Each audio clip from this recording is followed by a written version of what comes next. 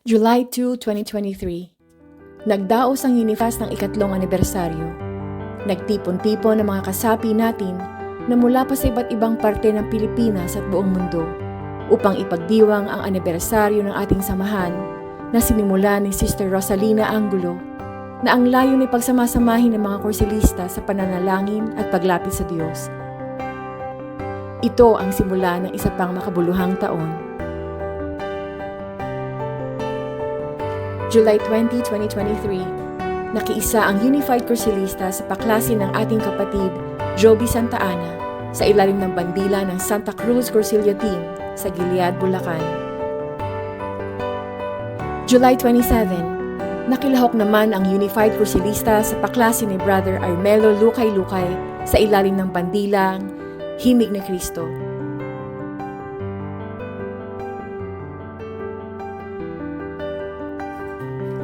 August 23, nagsama-sama ang ilang miyembro ng Unified Kursilistas sa pagsasagawa ng pilgrimage sa Monasterio de Tarlac. Sa parehong araw, nakiisa ang Unified Kursilistas sa paklase ni Brother Romy de Guzman sa ilalim ng bandila ng Santo Niño Brotherhood.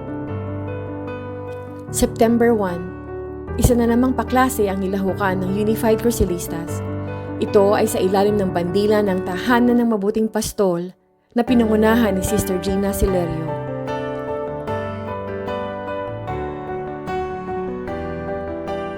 September 8, ipinagdiwang ng Unified Kursilistas ang kaarawan ng ating pinakamamahal na Birheng Maria sa pamamagitan ng Rosario Cantada at Munting Salo-Salo.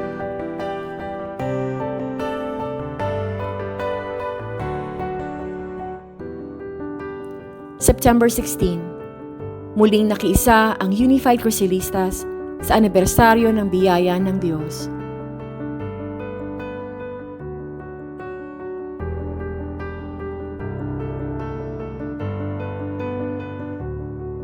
October 20, sa ikalawang pagkakataon, nagsagawa ng outreach ang Unified Kursilistas sa Missionaries of Charity sa Tayuman, Maynila. Muli tayo nagbigay ng pagmamahal sa mga kapatid nating nag-iisa na sa buhay. Nag-alay tayo ng pagkain at mga awit na siguradong nakatulong upang muling maipadama sa kanila ang pagmamahal ng isang pamilya. November 1, pagdarasal para sa mga kaluluwa ng mga kasapi nating na mayapa, kabilang ng ating founder na si Sister Rosalina Angulo. November 17, nakiisa tayo sa isa pang paklase ng kababaihan sa Gilead, Bulacan sa ilalim ng bandila ng Santa Cruz Cursillo Team sa pangunguna ni Sister Teresita de la Cruz. November 22, sa pakikipagtulungan ng Unified Kursilistas, nagdaos ang Kapatirang Gabayang Cruz ng ika-65 anibersaryo. November 30, nakibahagi ang Unified Kursilistas sa paklase ni Sister Christy Valenzona ng Kapatiran Cursillo Team. December 8, nakilahok ang Unified Kursilistas sa isa pang paklase ng kababaihan na pinangunahan ni Sister Gina Marabe Silerio sa ilalim ng bandila ng Tahanan ng Mabuting Pastol sa Giginto, Bulacan. December 16, isinagawa ng Unified Kursilistas ang ating ikatlong Christmas party na muli na lamang dinaluhan ng ating mga miyembro mula sa iba't ibang lugar.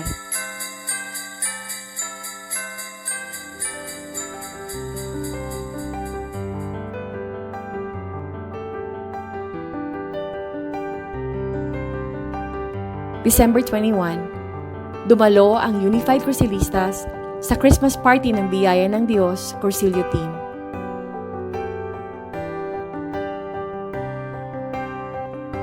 December 27, sa muling pakikipagtulungan ng Unified Kursilistas, nagsagawa ng outreach program ang Kapatirang Gabayang Cruz. Nagbahagi ang mga samahan ng biyayang pantulong sa mga kapuspalad at nagdaos din ng Christmas party. January 5, 2024, isa na namang pilgrimage ang isinagawa ng Unified Kursilistas sa mahal na Senyor ng Bangkulasi sa Navota City. January 8, nakiisa ang Unified Kursilistas sa pagdiriwang ng kapistahan ng mahal na itim na Nazareno sa Quiapo, Maynila.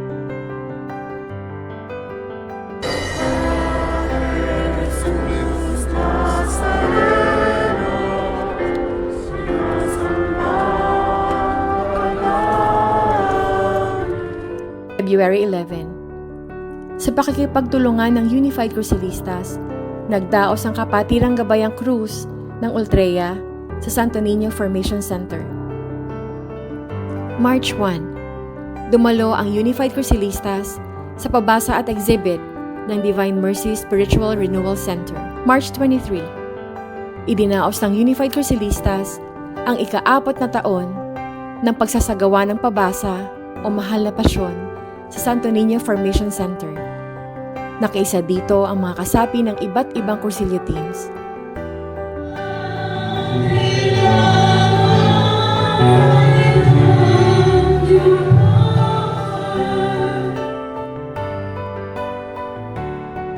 March 26. Sa ikatlong taon, nagsagawa ang Unified Crucelistas ng 7 Palabras o Huling 7 Wika bilang paggunita sa mahal na araw na tinampukan ng mga batikang rolista at mga taong simbahan. March 29. Nakiisa ang Unified Crucelistas sa pagtatanghal ng 7 Palabras ng Himig ni Cristo sa Malibay, Pasay. Sa pangunguna ng ating Pangulo, Sister Deng Angulo Canlas, dumalo ang Unified Crucelistas sa mga pabasa ng iba't ibang Cursilyo teams.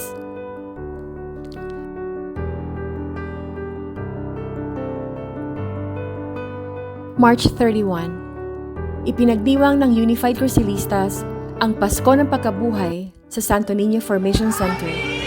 Sinimulan ito ng banal na misa at nagtanghal tayo ng tambuli na sinundan ng salo-salo ng ating mga kasapi.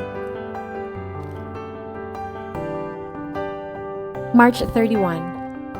Nakiisa ang Unified Crucelistas sa pagluluklok ng Senior Blue Eyes sa tahanan ng ating mga kapatid na Brother Tony at Sister Nora Cao. April 5. Nakiisa ang Unified Crucelistas sa kapistahan ng Mabathalang Awa o Divine Mercy sa Balabon. April 7. Sumama ang Unified Crucelistas sa paghahatid sa mahal na Senyor Blue Eyes sa kanyang bagong luklukan sa Abad Santos. April 28. Sa pakikipagtulungan ng Unified Crucelistas, nagsagawa ang Biyaya ng Diyos Cursilyo Team ng Outreach Program.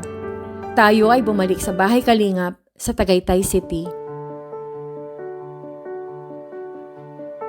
May 5. Nakiisa ang Unified Crucelistas sa kapistahan sa Cabiao, Nueva Ecija na idinaos sa tahanan ng ating mga kapatid, Brother Romy at Sister Carmen de Guzman.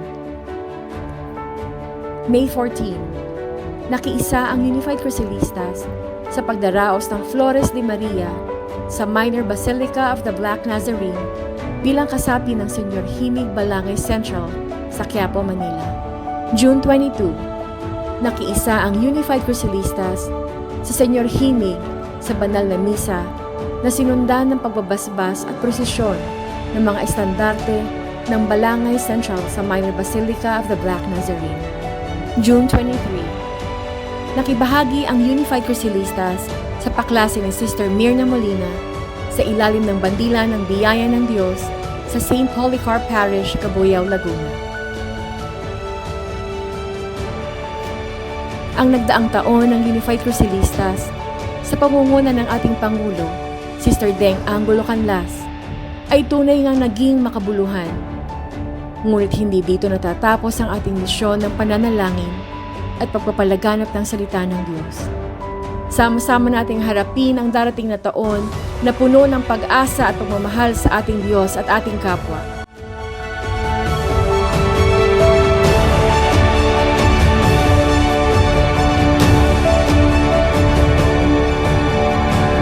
Happy 4th Anniversary Unified Crucelistas! De Colores!